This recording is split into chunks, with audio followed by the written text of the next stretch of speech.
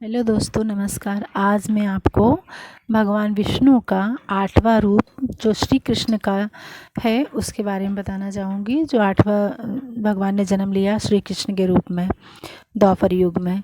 श्री कृष्ण हिंदू धर्म में भगवान है, वे विष्णु के 8वें अवतार माने गए हैं। कन्हैया, श्याम, गोपाल, केशव, द्वारकेश या द्वारकाधीश, वसुदेव आदि नामों से भी उनको जाना जाता है। कृष्ण निष्काम कर्मयोगी, आदर्श, दार्शनिक, स्थित प्रज्ञ एवं देवी संपदाओं से सुसज्जित महान पुरुष थे। उनका जन्म द्वापर युग में हुआ था। उनको इस युग के सर्वश्रेष्ठ पुरुष, युग पुरुष या युगवांतर का स्थान दिया गया है। कृष्ण के समकालीन महर्षि वेद व्यास द्वारा रचित श्रीमद्भागवत और महाभारत में श्री कृष्ण का चरित्र विस्तृत रूप से लिखा गया है। भगवत गीता कृष्ण और अर्जुन का संपाद है, जो ग्रंथ आज भी पूरे विश्व में लोकप्रिय है। इस उपदेश के लिए कृष्ण को जगत गुरु का सामना दिया जाता है। जगत गुरु का सम्मान भी दिया जाता है। कृष्ण वसुदेव और देवकी की 8वीं संतान थे। देवकी कंस की बहन थी। कंस एक अत्याचारी राजा था। उसने आकाश वाणी सुनी थी कि देवकी के 8वें पुत्र द्वारा वह मारा जाएगा। इससे बचने के लिए कंस ने देवकी और वसुदेव को मथुरा के कारागार में डाल दिया। मथुरा के कारागार में ही भादो मास के कृष्ण पक्ष की अष्टमी को उनका जन्म हुआ।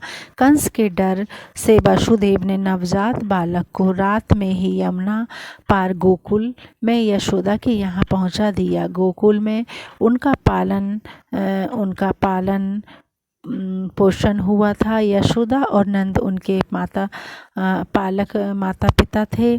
बाल्यावस्था में ही उन्होंने बड़े बड़े कार्य किए जो किसी सामान्य मनुष्य के लिए असंभव नहीं थे।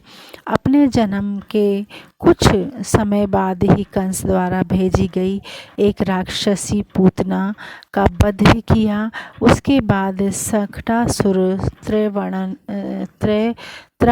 तृणावर्त आदि राक्षस का वध किया। बाद में गोकुल छोड़कर नंद गांव आ गए। वहाँ पे ही उन्होंने कई लीलाएं की, जिसमें गोचा रण लीला, गोवर्धन लीला, रास लीला आदि मुख्य हैं। इसके बाद मथुरा में मामा कंस का वध किया। सौराष्ट्र में द्वारका नगरी की स्थापना की और वहाँ अपना राज्य बसाया। पांडवों की मदद की और विभिन्न संकटों से उनकी रक्षा की। महाभारत के युद्ध में उन्होंने अर्जुन के सारथी की भूमिका निभाई और रण क्षेत्र में ही उन्हें उपदेश दिया। 124 वर्षों के जीवन काल के बाद उन्होंने अपनी लीला समाप्त की। उनके अवतार समाप्ति के तुरंत बाद परीक्षित के राज्य का कालखंड आता है। राजा परीक्षित, जो अभिमन्यु और उत्तरा के पुत्र तथा अर्जुन के पौत्र